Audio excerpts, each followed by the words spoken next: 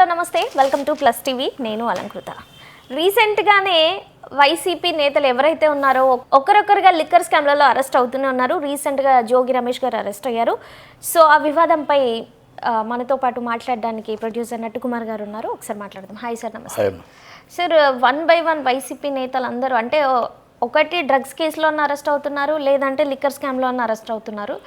First of all వీళ్ళ అరెస్ట్ల మీద మీ opinion ఏంటి? అండ్ జోగి రమేష్ గారిని అరెస్ట్ చేసిన దానికి మీరేమంటారు?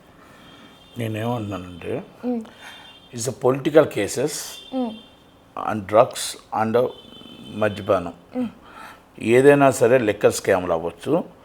ఇది హైకోర్టు వారు కానీ సుప్రీంకోర్టు కానీ ఫాస్ట్ ట్రాక్ కోర్టు పెట్టి ఈ కేసెస్ ఏదైనా 6 months లోపల తేలాలి. 6 months లోపల శిక్ష పడాలా, లేదా నిర్దోషిగా తేలాలి. ఎందుకు అంటున్నాను అన్నమాట, మీరంతా కష్టపడి ఇప్పుడు మొత్తం టోటల్గా ప్రజల సొమ్ముని దారబోసి ఈ గవర్నమెంట్ వచ్చినంత వరకు వాళ్ళందరిని అరెస్ట్ చేస్తున్నారు. వీళ్ళందరూ అయిపోయిన తర్వాత వాళ్ళ గవర్నమెంట్ వచ్చిన తర్వాత వీళ్ళందరిని అరెస్ట్ చేస్తున్నారు. కేసులన్నీ అలాగే ఉండిపోయి కొన్ని లక్షల కేసులు పొలిటికల్ కేసులు అవ్వచ్చు, మామూలు కేసులు అవ్వచ్చు, సుప్రీంకోర్టులో ఉంటున్నాయి. దానివల్ల లా అనేది చాలామందికి సునాయాసం అయిపోయింది. అంటే కేసు వస్తే ఆ కేసు 8 సంవత్సరాలు మనం నడిపించవచ్చు అని ఒక చులకన భావన లా మీద వచ్చింది ఒకటి. రెండోది short sheet filing within 15 days, highest is 1 month ఉండాలి. హైయెస్ట్ ఈజ్ 1 month, 90 days ఉంది ఇప్పుడు. ఈ 90 days లోపల షార్ట్ షీట్ ఫైల్ చేయకపోతే మనకు బెయిల్ ఇవ్వచ్చు అని ఉంది. 6 months లోపల పడాలి. అంటే రాజ్యాంగం కానీ చట్టం కానీ అమెండ్మెంట్ కానీ ఏవైనా చేసుకునే హక్కులు అసెంబ్లీకి ఉంది, మనకు పార్లమెంట్కి ఉంది. చట్టాన్ని రాజ్యాంగాన్ని దాంట్లో ఏదైనా మనం అమెండ్మెంట్ చేసే రైట్ ఉంది. నేనేమన్నా ఫాస్ట్ ట్రాక్ కోర్టులు సుప్రీంకోర్టుగా కోర్టు అత్యంత న్యాయస్థానం వారికి ఉంది. ఈ పొలిటికల్ కేసెస్ వితిన్ 6 months లోపల శిక్ష పడాలి. ఇప్పుడు Jogi Ramesh is political leader, Jayachandra Reddy is political leader, ఎవరో జనార్దన పొలిటికల్ లీడర్. టీడీపీయా వైసీపీయా నేను ఆ జోలికి వెళ్ళట్లేదు. ఇప్పుడు వాళ్ళు తప్పు చేశారని వీళ్ళు అంటున్నారు, వీళ్ళు తప్పు చేశారని వాళ్ళు అంటున్నారు.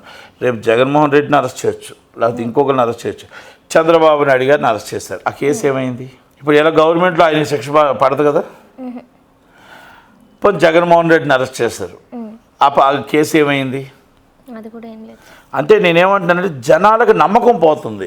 వీళ్ళు కావాలని మన డబ్బుని నాశనం చేసి మొత్తం సెక్యూరిటీలు పెట్టి మంది మార్బలాన్ని పెట్టి వాళ్ళు అరెస్ట్ చేసి మన డబ్బు మొత్తం టోటల్గా మన ప్రజల సొమ్ము నాశనం చేస్తూ ప్రజా ప్రయోజనాల కోసం డబ్బు ఖర్చు పెట్టకుండా వీళ్ళ కక్షలు కాదన్యాల కోసం వీళ్ళు కేసులు పెట్టుకొని వీళ్ళని తీసుకెళ్ళి లోన్ వేసి ఆ కేసులు అలాగే ఉంటున్నాయి, నీరు కారిపోతుంది అని జనాల్లో మాట్లాడుకుంటున్నారు. అవును, జోగి రమేష్ గారు తప్పు చేశారా, లేకపోతే అక్కడ జయచంద్రారెడ్డి తప్పు చేశాడా? లిక్కర్ స్కామ్ అనేది ఒక మందు, దొంగ మందు చేస్తూ దొరికిపోయారు.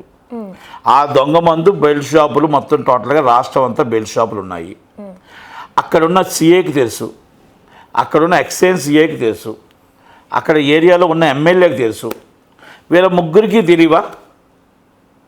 మరి తెలుసు కదా. ఒక నియోజకవర్గం ఎన్ని 100 షాపులు ఉన్నాయి, ఎన్ని 100 షాపుల్లో మీకు మామూలు వస్తుంది. ఒక బెల్ట్ షాపులో 40 రూపాయలు ఎక్స్ట్రా అమ్ముతున్నారు.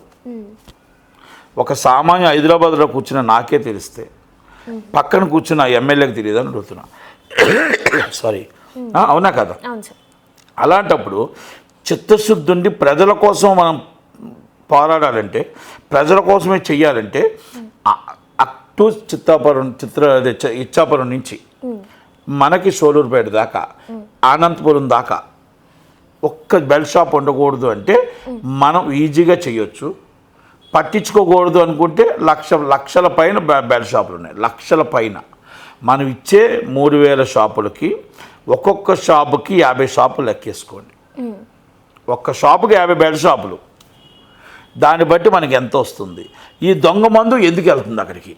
మీరు అన్నారు క్యూఆర్ కోడ్ చేస్తే ఆ క్యూఆర్లో నుంచి బయటికి వెళ్ళిన బంతు మనకు అసలు దొరకదు, వెంటనే దొరికిపోతారని. అసలు ఇక్కడి నుంచి ఎందుకు వెళ్తుంది మందు? ఇప్పుడు బెల్ట్ షాప్ అంటేనే దొంగ మందు, బెల్ట్ షాప్ అంటేనే లూజ్ మందు. మీరు ఇంకొకటి, మీరు క్యూఆర్ కోడ్ పెట్టమంటున్నారు, కోడ్ పెట్టమన్నారు, బాగుంది. మీ పక్కనే షాప్ పెట్టి మీరు ఒక రూమ్ ఇచ్చి ఆ రూమ్లో తాగమంటున్నారు. ఎలా పనిచేస్తుంది? House the possible? ఒకప్పుడు చంద్రబాబు నాయుడు గారు చాలా చక్కగా చేసేవారు. చంద్రబాబు నాయుడు గారు చేసేటప్పుడు వైన్ షాప్ అనేది ఉండేది. వైన్ షాప్కి కొనుక్కొని ఇంటికాడ తాగడమే తప్ప అక్కడ తాగే అవకాశం అక్కడ లేదు. బార్లో తాగాలి, లేదని కూడా కొనుక్కొని వెళ్ళాలి. ఆ పరిస్థితిని తీసుకొచ్చి మన పర్మనెంట్ రూమ్ ఎందుకు ఇచ్చాం? మనం ఆ ప్రజలను పాడు చేయడానికి ఇచ్చామా? దొంగ మందుని ఎంకరేజ్ చేయడానికి ఇచ్చామా? ఎక్సైజ్ మినిస్టర్ కొల్లు రవీంద్ర గారు చెప్పాలి, హోమ్ మినిస్టర్ గారు అనిత గారు చెప్పాలి. దీనివల్ల ఎంత నష్టపోతున్నాం, ఎంతమంది ప్రజలు తీవ్రంగా నష్టపోతున్నారు, ప్రజలు ఎంతమంది ప్రాణాలు పోగొట్టుకుంటున్నారు, ఇవన్నీ కూడా మనం ఒకసారి పరిలోకి తీసుకోండి. డబ్బు వస్తుంది అనేదే కాదు, ప్రజల ప్రాణాలు కూడా ముఖ్యం మనకి. ఇవన్నీ నేను ఎందుకు ఈ మాట చెప్తున్నానంటే, జగన్మోహన్ రెడ్డి గారి మీద నేను నెపం మోపుతున్నారు, తప్పులేదు. ఆయన చేసిన తప్పులు, ఆయన చేసిన పాపాలు అనుభవించక తప్పదు. కానీ మీరు చేస్తుంది కూడా రేపు ఆలు ఎత్తుతారు. ఇదే మాటలో వాళ్ళు ఎత్తుతారు అంటున్నాను నేను. ఇప్పుడు మీరు ఏమంటున్నారు, మొత్తం ఇంటింటికి మేము ఫ్రీ గ్యాస్ సిలిండర్ ఇచ్చామంటున్నారు. అసలు గ్యాస్ సిలిండర్ మీరు ఎక్కడెక్కడ ఇచ్చారు? ఎంతమందికి వచ్చింది? ఎంతమంది అసంతృప్తి ఉన్నారని మీ డేటా ఉందా? ఎవరో సూపర్ సార్ అని మన కార్యకర్తలు చెప్తే మనం జెండా ఎగరేసుకుని వెళ్ళిపోతే రేపు 29కి ఆ జెండా మనకు మిగులుతుందా? ఒక్కసారి ఆలోచించండి. వాళ్ళు సూపర్ అన్న మాటలు మీరు వదిలి, శ్రీకాకుళం జిల్లాలో మనం ఎంతమంది ఉచిత గ్యాస్ ఇచ్చాం, ఎంతమందికి పెన్షన్ ఇచ్చాం, ఎంతమంది సాటిస్ఫాక్షన్ ఉన్నారు, ఎంతమంది అసంతృప్తి ఉన్నారు, ఎందుకు అసంతృప్తి ఉన్నారు? ఎంఆర్ఓ వాళ్ళు ఉన్నారా, ఆర్డీఓ వాళ్ళు ఉన్నారా, జిల్లా కలెక్టర్ వాళ్ళు ఉన్నారా, అక్కడ సచివాలయం వాళ్ళు ఉన్నారా, లేకపోతే అక్కడ విఆర్ఓ వాళ్ళు ఉన్నారా? ఎవరి వల్ల మన అసంతృప్తితో మనుషులు ఉన్నారు? కార్యకర్తలు ఎందుకు అసంతృప్తితో ఉన్నారు? నాయకులు ఎందుకు అసంతృప్తితో, నాయకులు ఎందుకు పట్టించుకోవట్లేదు? ఇవన్నీ డిస్కషన్ చేయవలసిన బాధ్యత. ఇలాంటి మనం ఏమైనా చెప్పామనుకో, మాకు తెలియవా, మాకు 40 సంవత్సరాలు కాంగ్రెస్, మా టీడీపీ పార్టీ అంటారు. మీది టీడీపీ 40 సంవత్సరాల పార్టీయే. అది మీరు తెలుసుకోకనే 2019 అన్ని పనులు చేసుకుంటూ ఓడిపోయారు కదా. అందుకనే నేనేం చెప్తున్నానంటే, నాకు పార్టీతో సంబంధం లేదు. నేను మళ్ళా మీకు ఏం చెప్తున్నా, మాకు చంద్రబాబు నాయుడు గారంటే అభిమానం ఉంది, పవన్ కళ్యాణ్ గారంటే అభిమానం ఉంది. మీరు చేస్తున్న పనులు కరెక్ట్గా జనాల్లోకి వెళ్ళట్లేదు. మీరు చేస్తున్న ఏదైతే డ్రైనేజీలు మీరు కరెక్ట్గా తీసుంటే ఈరోజు మొత్తం ఇల్లులు మునిగిపోకుండా ఉన్నాం. ఈరోజు ఇల్లులు మునిగిపోతున్నాయి, డ్రైనేజీలు కరెక్ట్గా తీయట్లేదు, పంచాయతీలో ఫండ్స్ లేవు, పంచాయతీలో డబ్బులు వసూలు చేయట్లేదు. ఇవన్నీ పంచాయతీల ప్రాబ్లం ఉంది, అన్ని ప్రాబ్లమ్స్ ఉన్నాయి. అక్కడ లోకల్ ఎమ్మెల్యేలు పట్టించుకోవట్లేదు. ఏమంటే రోడ్లు బాగులేవు, రోడ్లన్నీ మొత్తం టోటల్గా నీచంగా ఉన్నాయి. ఏమైనా అడిగితే మొన్న వేసాం మళ్ళీ కాలిపోయింది అంటున్నారు. అది తప్పు, అబద్ధాలు. ఇలాంటివన్నీ కూడా చంద్రబాబు నాయుడు గారి దృష్టికి తీసుకురావట్లేదు, పవన్ కళ్యాణ్ గారి దృష్టికి రావట్లేదు. ఇది హోమ్ మినిస్టర్ గారు పాపం అన్నీ తిరుగుతున్నారు. ఆమె తిరిగినప్పుడైనా కొల్లు రవీంద్ర గారు వీళ్ళందరూ చెప్పాలా, చెప్పకపోవడం కూడా తప్పు ఉంది. అచ్చెన్నాయుడు గారు కూడా చెప్పాలా. రోడ్లు హైవేలు బాగున్నాయి, హైవేలు national highways is good highways. మన పక్కనున్న మన ఏదైతే గల్లీ రోడ్స్ ఉన్నాయో, ప్రతి గల్లీ రోడ్లో పాడైపోతున్నాయి. ఆటోకు మనం 15,000 ఇచ్చామంటే ఆటో రిపేర్కే 15,000 అవుతుంది.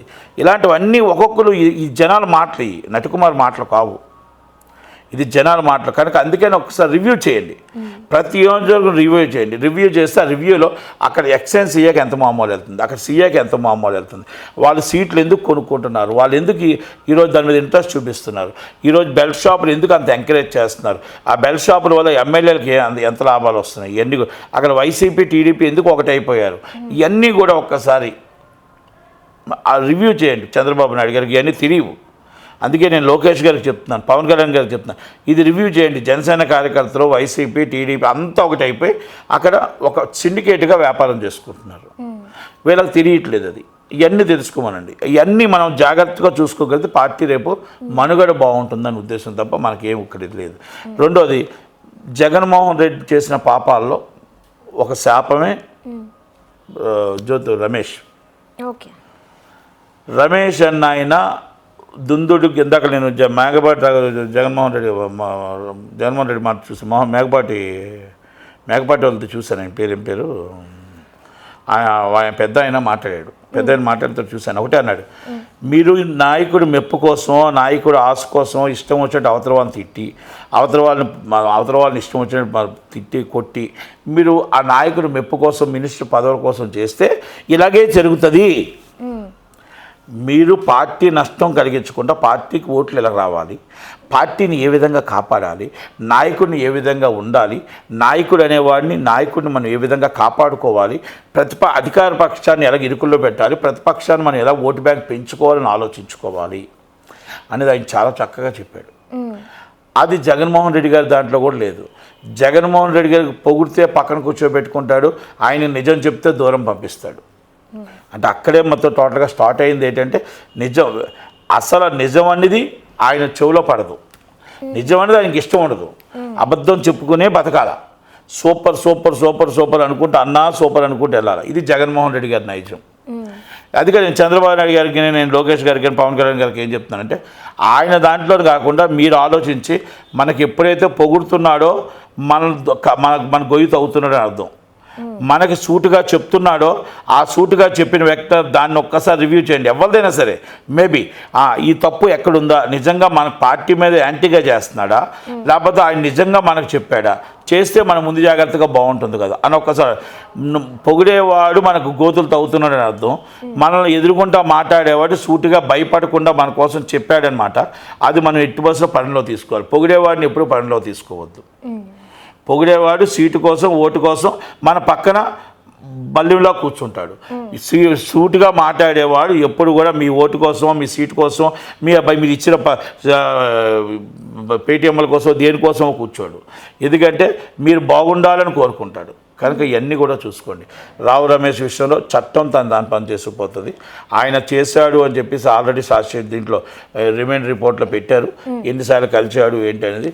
అది నిజంగా కలిసి చేస్తే చెప్పాను. మీ కింద క్యాడర్ అంతా వైసీపీ టీడీపీ ఒకటే అయిపోయినట్టు, పెద్ద క్యాడర్ కూడా వైసీపీ టీడీపీ ఒకటే అయినట్టు సేమ్ కనపడుతుంది. నేను ఇప్పటి నుంచే చెప్తున్నా, వైసీపీ టీడీపీ ఒకటై బెల్ట్ షాపులు నడిపిస్తున్నారు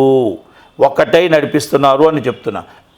ఇప్పుడు నిజంగా ఇది నిజమైతే, ఇప్పుడు అరెస్ట్ చేసింది నిజమైతే, ఇక్కడ ఒక పెద్ద నాయకుల్లో కూడా ఏం లోపాలు ఏం లేవు. అంటే నలుగురికే తేడా ఉంది. ఒకటి జగన్మోహన్ రెడ్డి గారు, పవన్ కళ్యాణ్ గారు, లోకేష్ గారు, చంద్రబాబు, వీళ్ళు నలుగురు తప్ప అందరూ ఒకటే. మరి దీన్ని బట్టి అదే అర్థమవుతుంది. రమేష్ ఒకరు చేస్తే వాళ్ళు చేస్తే కింద పార్టీని మేము చెప్తున్నాం కదా, ఇచ్చాపురం చెప్తే సోలూరుపేట దాకా అందరూ కలిపే సిండికేట్ నడుపుతున్నారని. ఇంకా దీనికి అర్థమేముంది? అందుకే అంటున్నాను, చంద్రబాబు నాయుడు గారికి ఒక క్రెడిబిలిటీ ఉంది, పవన్ కళ్యాణ్ గారికి ఒక క్రెడిబిలిటీ ఉంది, లోకేష్ గారికి ఒక క్రెడిబిలిటీ ఉంది. ఇవన్నీ ఒక్కసారి రివ్యూ చేసుకోండి, కనిపెట్టండి. మీరు ఇప్పుడు అరెస్ట్ చేయడం కాదు, వీళ్ళతో పాటు మీరు ఇద్దరు కలిసారంటే 2 పార్టీలు కలిపి చేస్తున్నాయి అంటున్నారు జనాలు. 2 పార్టీలకి బ్యాడ్ వస్తుంది కాబట్టి వీళ్ళ మీద ఎంక్వైరీ చేసి అసలు మొత్తం ఇచ్చాపురం జిల్లా నుంచి కార్యకర్త నుంచి చేసి ఎవరెవరు కలిసి ఉన్నారో ఆ పార్టీ నుంచి సస్పెండ్ చేయండి. వాళ్ళ బెల్ట్ షాపులు ఉన్న వాళ్ళని తీసుకెళ్ళి అరెస్ట్ చేయండి. ఆ ఏరియా సీఆర్ని ఇమ్మీడియట్లీ డిస్మిస్ చేయండి అని నేను రిక్వెస్ట్ చేస్తున్నాను. Thank you.